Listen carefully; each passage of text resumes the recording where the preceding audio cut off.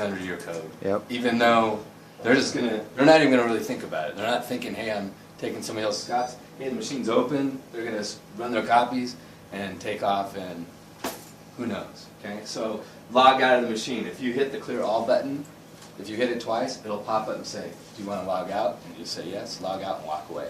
Because if you don't, it'll stay here for whatever length of time the machine is set up to automatically log out, which is about 5 minutes, or maybe less.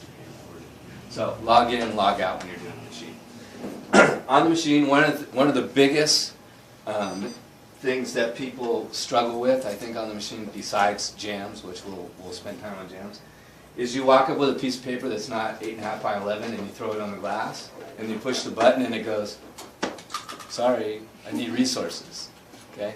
And the reason it's doing that is because there's nothing in any of those trays that's the dimension of that particular copy that you put on the glass. So, you know, maybe it's a business card or whatever, who knows, whatever size it is. If it's not 8.5 by 11, it's not going to recognize it. So the way to get around that, is to choose the tray. Okay? If you walk up and I have a document that's a different size, you know for sure right away it's a different size, you just walk up and automatically choose the tray. If you choose tray 5, that's the big tray, and it's going to pull from it automatically. No matter what size document you put on there, it'll print it on an 8.5 by 11. And it won't say, hey, it needs resources. Okay? So if you choose the tray, it will do that. If you don't, you're going to push the button, and it's going to go, I need something, and you're going to stand there and go, I'm not sure what to do. Okay? This is what you do. You pick the tray. Right now it's on auto. Okay? And basically what that means is I could put a document in the automatic feeder or on the glass. If it's 11 by 17, 8.5 by 11, or 8.5 by 14, it'll automatically, because you could have paper those sizes in the trays, it would automatically choose a tray and just run. So that's why auto is a good feature if you have it. But if you're putting something else on there, you need to do that. Okay? All right. You know how to do 1-to-1, 1-to-2, 2-to-2, that kind of stuff, right? You guys understand all that? If you don't, what that means is a one-sided document, it's automatically defaulted to that. That's what it's going to do. If you have a one-sided document that you want to turn into a two-sided document, you have 2 pages, you want to put it on front and back, it's 1-to-2. Okay? If you have a two-sided document you want to turn into 2 single-page documents, it's 2-to-1. And that is right on the front screen. Okay? Does that make sense to you guys? So this is a single-sided document, and then you have a double side, but if you had 2 pages you wanted to turn into 1, you'd go 1-to-2, or 2-to-1. Okay? All right.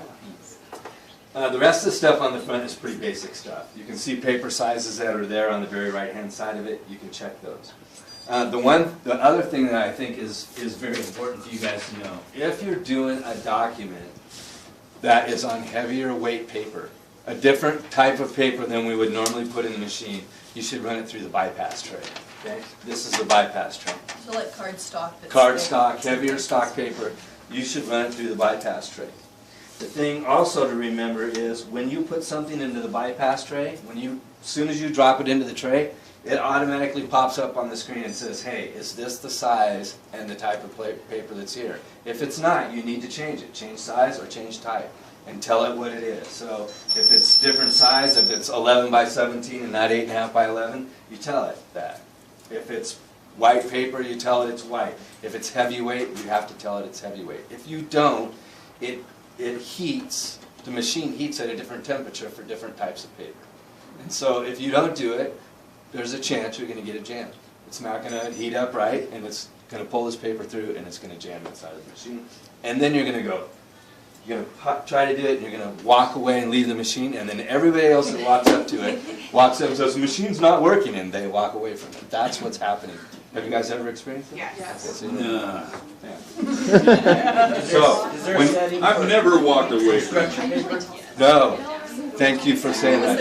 Hey, listen. Construction paper will void the warranty on this machine. There is